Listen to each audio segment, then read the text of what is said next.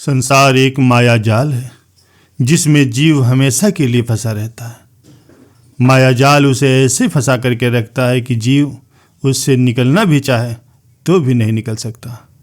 संसार की चकाचौंध में जीव आंखें मूंद करके हमेशा ही संसार की विषय वासनाओं में ही अपना जीवन व्यर्थ गंवाता रहता है, जिसका दुष्परिणाम मरने के बाद जीव को भोगना पड़ता है।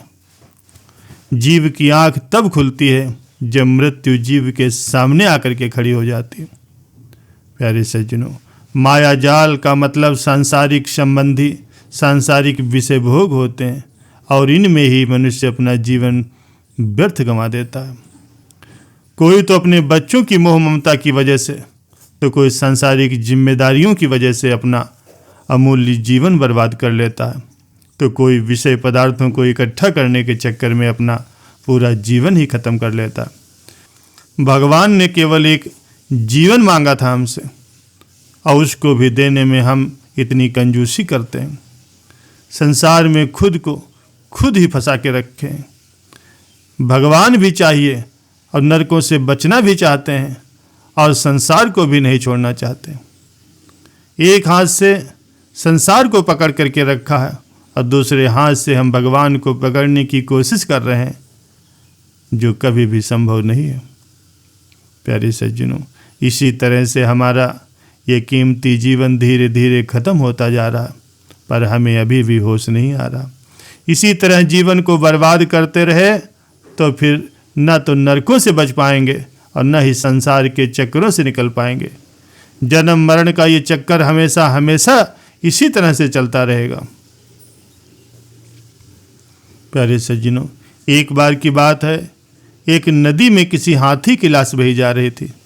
एक कौवे ने उस लाश को देखा तो प्रसन्न हो उठा। वो तुरंत उस लाश के ऊपर जा बैठा, जितना चाहा मांस खाया, नदी का जल पिया। उस लाश पर इधर उधर फुदकते हुए कौवे ने परम तृप्ति की डकार ली। वो सोचने लगा कि ये तो बहुत ही सुंदर यान है और यहाँ भोजन और जल की भी कोई कमी नहीं है, फिर इसे छोड़ कर के अन्य जगह पर क्यों भटकता फिरूं। कौवा नदी के साथ बहने वाली उस लाश के ऊपर कई कई दिनों तक रमता रहा। भूख लगने पर वो लाश को नोच करके खा लेता, प्यास लगने पर वो नदी का पानी पी लेता। अगाध जलराशि, उसका तेज प्रवाह, किनारे पर दूर दूर तक फैले हुए प्रकृति के मनोहारी दृश्य, इन्हें देख देख कर वो विभोर होता जा रहा था। लेकिन सज्जनों, नदी को एक दिन तो महासागर में मिलना ही था। वो खुश थी कि उसे अपना गंतव्य प्राप्त हो रहा था। सागर से मिलना ही उसका चरम लक्ष्य था, किंतु उस दिन लक्ष्यहीन कौवे की बड़ी दुर्गति हो गई। 4 दिन की मौज मस्ती ने उसे ऐसी जगह पर ला के पटक दिया जहां उसके लिए न तो भोजन था, न पेय जल था और न ही कोई आश्रय स्थल। सब ओर सीमाहीन अनंत जलराशि तरंगयान हो रही थी। कौवा थका हारा, भूखा प्यासा कुछ दिन तो चारों दिशाओं में अपने पंखों को फड़फड़ाता रहा, अपनी बाकी टेढ़ी मेढ़ी उड़ानों से खूब रौब जमाता रहा, किंतु महासागर का कोई और छोर उसे नजर नहीं आ रहा था। आखिरकार थक हार कर दुख से परेशान होकर के वो सागर की उन्हीं गगनचुंबी लहरों में समा गया और एक विशाल मगरमच्छ उसे निगल गया। प्यारे सज्जनों, शारीरिक सुखों में लिप्त मनुष्यों की गति भी उस कौवे की तरह ही होती है, जो आहार और आश्रय को ही परम गति मानते हैं और अंत में अनंत संसार रूपी सागर में समा जाते हैं। इसलिए प्रत्येक व्यक्ति को चाहिए कि वो ईश्वर की भक्ति करे, सिमरन करे, क्योंकि भक्ति और सिमरन के बिना मनुष्य की मुक्ति नहीं हो सकती।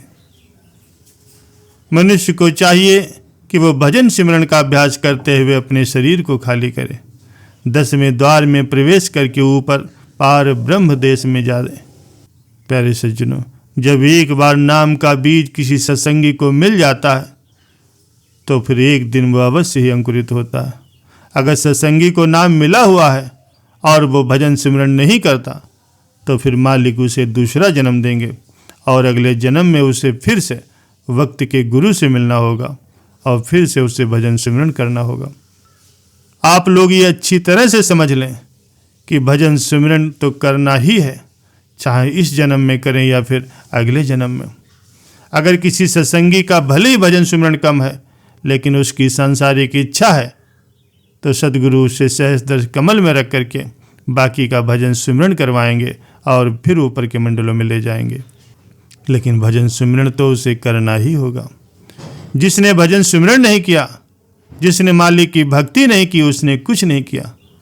चाहे उसने लाखों ही दान पुण्य किए हों, ग्रंथ पढ़े हों, चाहे वो रोज सत्संग सुनता हो, लेकिन मालिक के भजन सुमरण के बिना सब व्यर्थ है। भजन सुमरण के बिना सतगुरु के रूहानी दर्शन कभी नहीं हो सकते। सच्ची तड़प से 15 मिनट की गई भक्ति कुछ दिनों तक की जाने वाली भक्ति से ज़्यादा बेहतर होती है। प्यारे सज्जनों, सद्गुरु से प्राप्त नाम कृत्रिम नहीं बल्कि कुदरती होता है। सृष्टि की रचना और उसका संहार भी नाम के द्वारा होता है। सृष्टि नाम के सहारे ही खड़ी है। सच्चा नाम आत्मा और परमात्मा के बीच एक पुल का काम करता है। ये सतलोक से आ रही परम चेतन शक्ति की वो धारा है जो जीव को अपने साथ वापस सचखंड ले जाती है। प्यारे सज्जनों, अमृत वेले का समय मालिक की भक्ति के लिए अति गुणकारी होता है, क्योंकि उस समय मालिक की ओर से विशेष कृपा की धाराएं उतरती हैं। अमृत वेले में ही प्रभु का नाम जपना चाहिए, उनका ध्यान करना चाहिए। नाम का जप करना ही सच्ची गुरु भक्ति है और यही सच्ची प्रभु की भक्ति भी है। इस भक्ति के द्वारा ही जीव जन्म मरण के बंधन को तोड़ करके अपने निज घर अर्थात सतलोक वापस पहुंच सकता है। इस अमृत बेले में किया गया नाम का सुमिरन जल्दी फलीभूत होता है। इस समय ईश्वर के नाम का सुमिरन करने से प्रभु की भक्ति का ऐसा खजाना जमा हो जाता है जो कभी भी कम नहीं पड़ता और मनुष्य जन्म मरण के बंधनों से मुक्त होकर के मोक्ष की प्राप्ति कर लेता है।